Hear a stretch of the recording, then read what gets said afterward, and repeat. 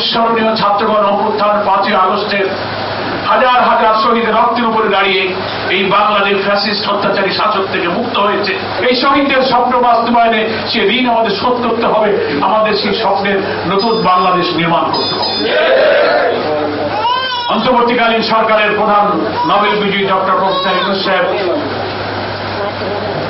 সকল রাজনৈতিক দলকে একে একে ডেকেছিলেন, জামাত ইসলামীকেও ডেকেছিলেন। আমাদের আমির ডক্টর শফিকুর রহমানের নেতৃত্বে আমরা প্রধান উপদেষ্টার কাছে রাষ্ট্রীয় অতিথি ভবন যমুনাতে আমরা বৈঠক করেছি। তিনি দেশ গঠনে জামাত ইসলামের সহযোগিতা চেয়েছেন। আমরা কথা দিয়েছিলাম যে আমরা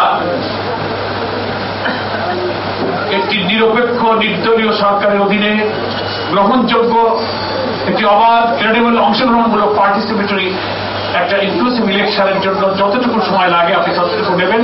আমরা ততক্ষণ দেশ গঠনে আপনাকে সাহায্য করতে রাজি আছি। উনি কথা দিয়েছেন আমরা এই কাজই করবো, আপনারা আমাদের পাশে থাকেন। সেই জন্য আমাদের রক্তের ঋণ শোধ করার জন্য এই দেশটা একটা সুন্দর নির্বাচন যেন হতে পারে, ওই পরিবেশ করতে গেলে যেটুকু সময় লাগে। এখন যে পুলিশ, ডিসি, এসপি, এসআই প্রশাসনে যারা বসে আছেন, ভোট ডাকাতিতে যারা সাহায্য করেছিল প্রশাসনের থেকে, তারা কিন্তু এখনো যায় নাই। ফলে এই 15 বছরের জঞ্জাল সাফ করা লাগবে।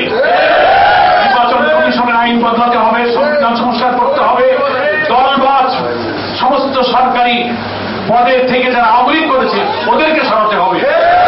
রাষ্ট্রের ন্যূনতম সংস্কারমূলক কাজগুলো করতে যতটুকু সময় লাগে ততটুকু সময় দিতে জামাত ইসলামী রাজি আছেন। এটার জন্য কোনো মাস, ঘন্টা, দিন আমরা বেঁধে দিতে পারি না, কতটুকু সময় লাগে। তবে আমরা বলেছি এটা যেন খুব লম্বা সময় না হয়, আবার খুব অল্পতেও পারা যায় না। কারণ 15 বছরের জঞ্জাল কি আর 15 দিনে সাফ করা যায়? কিন্তু অনেকে হয়েছে কি 1 মাসও হয়ে পারে নাই, অনেক অস্থির হয়ে গেছে। তাড়াতাড়ি ভোট দেন, ভোট দেন, ভোট দেন। এখন ভোট দিলে তো ওই ভোটই হবে যে আপনি ভোট দিতে যখন যাবেন পথে আওয়ামী লীগ, ছাত্রলীগ, যুবলীগ বাধা দেবে, পুলিশ টাকাও করে বাড়ি যাও, ভোট হয়ে গেছে। এই ভোট কি আমরা চাই?